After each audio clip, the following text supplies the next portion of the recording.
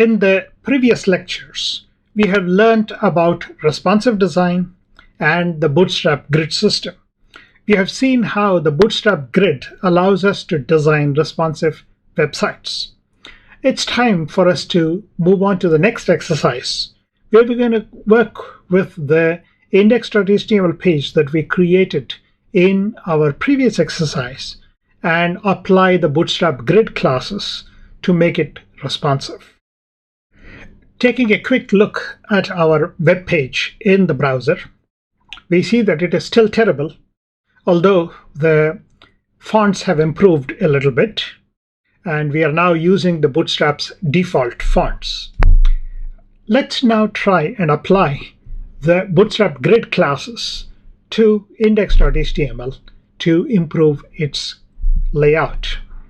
Going to the index.html page, let me quickly draw your attention to this particular line in the index.html page that we included already in the previous exercise. I had referred to this line when we were talking about the Bootstrap grid system.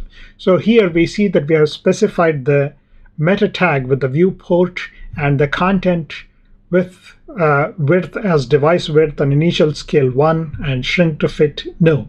So this meta tag allows us to make our web page responsive by looking at the viewport tag there. Moving ahead to the next step, we're going to roll down to the body of this index.html page and then look up the first div that comes right below the header tag there. To this div, we're going to apply the class container. We have already learned about the container class in the previous lecture. So once we apply the container class, then taking a look at our web page, we see that part of the content right there has already adapted itself. Look at the difference between the content up here and the one below here. Now this content down below here is in the footer of our index.html page, and this content is in the header. But the content on the middle is the actual content of our web page that is inside the div to which we applied the container. So applying the container class, you can immediately see that the width of the page within which our content is laid out has now shrunk, and then you have some extra space left on either side. So with this container width being a fixed size container, our content will be fixed to this particular width on the screen, leaving enough margin on either side as white space. Let's apply the same container class to both the header and the footer also, and then see how the content changes. Going back to our web page, what I'm going to do now is for the inner content here, the inner div inside the container, I'm going to apply the class as the row class here to this first one, and I'm going to simply copy this and then apply the same to the second div here, which is lined up with the div, and also scroll down, and then to the third div here I'm also applying the row class here. So now the content inside this outermost container class is now divided into 3 rows. So whatever is inside here will be one row, whatever is inside here will be the second row, and the one here will be the third row. We'll later on apply the column classes to these. Let us now move to the header in our index.html's body, and to the header I'm going to apply a class called as Jumbotron. The Jumbotron component allows you to set apart the content inside the Jumbotron from the rest of the page. We will see the result in a short while when we look at the resulting web page. Now to the div inside this header, I'm going to apply the class as container, so that whatever is inside the content will be now constrained by the container width there. Similarly, moving down to the footer here, in the footer also the first div inside the footer, I'm going to apply the class as container. And the div inside there, I'm going to apply the class as row there to the div inside there. So this div will take us all the way to this particular div here. And then the next div also, that is right below that, I will apply the class as row. So now my footer contains 2 rows here. We'll style the content using column classes in a short while.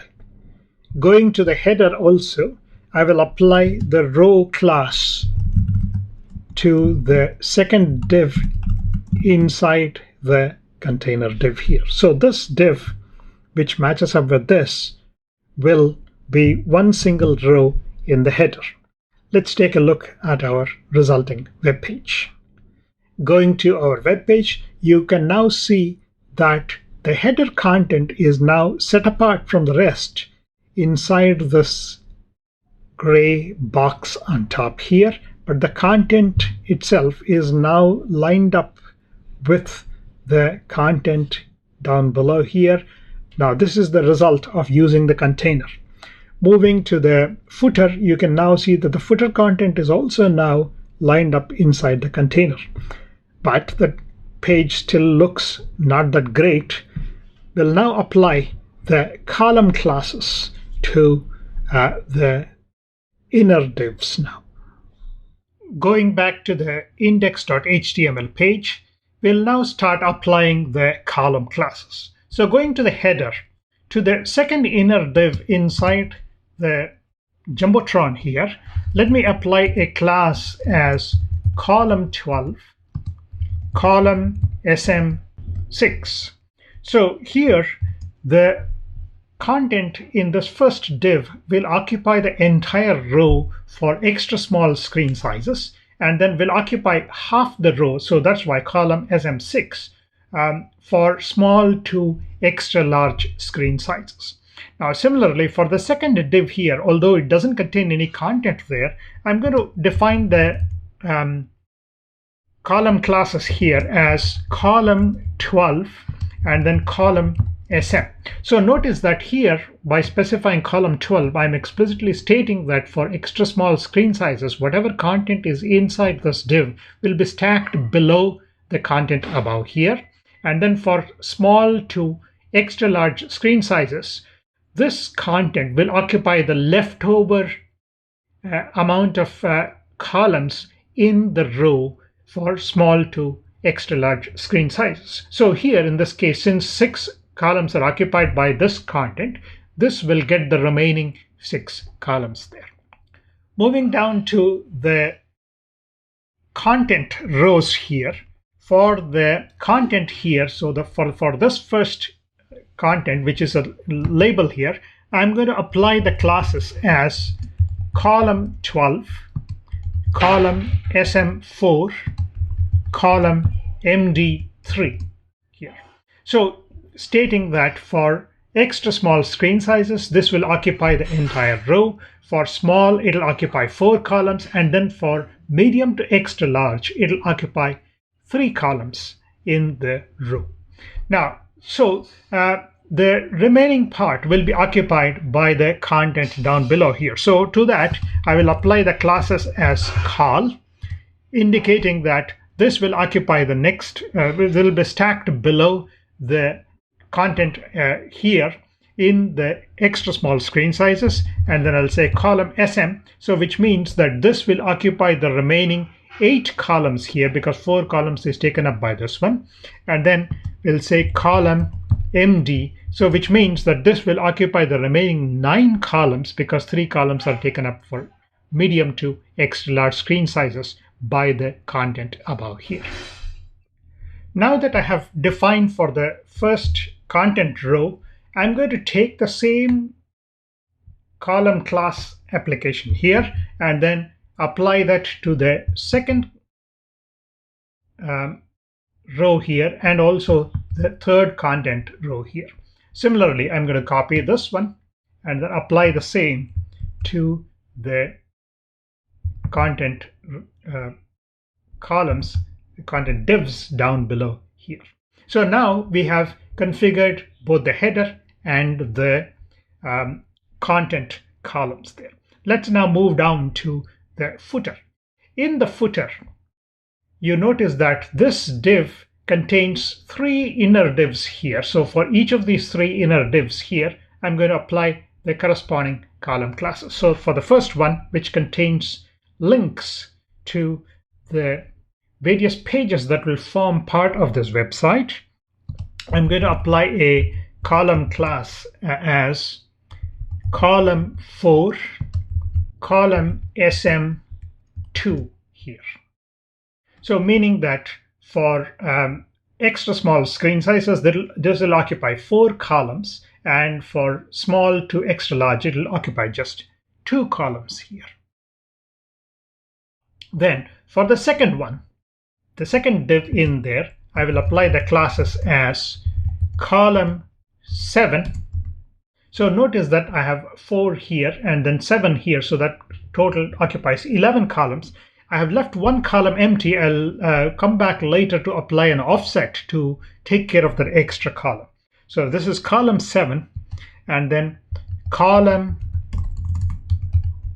sm5 to the second one. So this is 2 plus 5, 7. So I still have 5 columns left over, which I can use for the third div here. Now, for extra small screen sizes, these 2 contents will be positioned side by side, and then this div, which contains links to social media sites, will be in a separate row stacked below. But for small to extra large screen sizes, this will occupy, the first one will occupy 2 columns, the second will occupy 5, and the remaining will be taken up by the social media links here.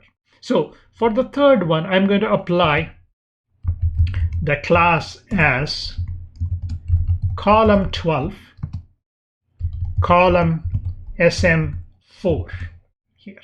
So column 12 column sm4, meaning that this will occupy a separate set of 12 columns stacked below the previous content for extra small screen sizes, but for small to extra large, it will occupy 4 columns. So here we have 4 plus 5, 9 plus 2, 11. So 1 column is still left over for small to extra large. So that's how I'm going to apply the column classes to these. Now, we still have the one below here where we contain the copyright. To this, I'm going to apply the class as column auto, meaning that this content will occupy just enough columns as is required by the content there. Later on, you will see that I will position this content in the center of the screen there by using yet another Bootstrap CSS class. We'll come to that in the next exercise. So with this, we have applied various column classes to the header, the content, and the footer. Now, this is a good time for us to save the changes and then go and take a look at the updated index.html page.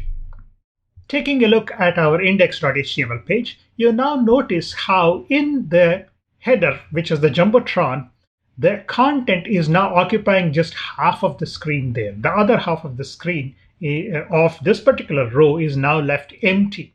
Coming down to the content rows, you see that the label on the left side occupying 3 or 4 columns depending upon which screen size we are using, and the remaining being occupied by the rest of the content. So here we have 1 row, the second row, and the third row. And then the footer here, you can see that the links are on the left side, the address in the middle, and then the social media links on the right side. So this is for a medium-sized screen there. Now, if you want to look at the same view for in extra small or small screen sizes, if you're using Chrome, then Chrome has these developer tools that you can turn on by clicking on the View Developer Tools. And when the developer tools come up, you will notice, let me reduce the size here. You will notice this small two windows there. So clicking on that will turn on the responsive view for these sites there. So you can see that in here, the view of this same web page on a Pixel 2 site, which is 411 by 731 in portrait mode, so which is corresponding to an extra small screen size. So you can see how the content is laid out. So you can see the Jumbotron content there, and then the remaining part of the content down below here, and then down to the footer. So in the footer, you can see how the links and the address are laid out side by side. Now reducing the screen size so that we can see how the footer is laid out here. So the remaining part, you have the links on the left side, you have the address on the right side, and then the social media links down below in a separate row here, and then the copyright at the bottom there. So this is the interesting view that we see for extra small screen sizes. Getting back to our code here, I'm going to now apply the order and offset classes to this content in order to display the content in a slightly different manner. So going to the content row here, for the two divs here which contain the content, I'm going to apply the classes as order sm last for the first row here, and then for the one down below here, I will apply order sm first to the row down here. So which means that when this content is displayed, this content will be pulled to the left side of the screen, and then this content will be pushed to the right side of the screen. So this will be ordered to the right side, and this will be ordered to the left side, as I explained about the order classes in the previous lecture. Now similarly, for the second row, I'm going to leave it as such, but for the third row, I'm going to apply the same set of order classes. So I'm going to go to the third row here, and then apply the order sm last to this one, and then I will apply the order sm first to this one. And so this one again will be reordered such that this content will appear to the left side and this content will appear to the right side. This is just a way of positioning the content in a bit more interesting way. Now moving down into the footer here, now I'm going to apply an offset class here. So notice that I have already mentioned that these two columns will occupy 4 plus 7, 11. So one column is left over. So I'm going to apply an offset 1 class to this one. So which means that this content in this div will be pushed right by one column here. And similarly, since I said offset 1, this will be applied to extra small all the way up to the extra large screen sizes. And so that is the use of the offset class. So now that we have made the changes, let's save the changes and then go and take a look at our web page in the browser. Going back to the browser, you now see how the header is as before, but in the first content row, you see that this content has been pulled to the left side and the label to the right side. The second row is different, has been maintained just as before, but for the third row, you see that this has been pushed to the right and this has been pushed to the left. So that is the use of the order sm last and order sm first classes there. Now, going to the footer, you now see that the content in the first div here has been pushed right by one column. So you can see that there is one column of white space here, and this has been pushed right, and the remaining ones have been formatted accordingly. So with this, we complete the changes to our index.html page for this particular exercise. With this, we complete this particular exercise.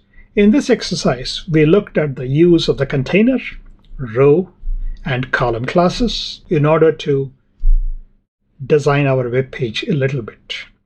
nicer. In the second part of the exercise, which will follow this, we're going to add more to try and improve the way this web page is rendered. It is still not to my satisfaction.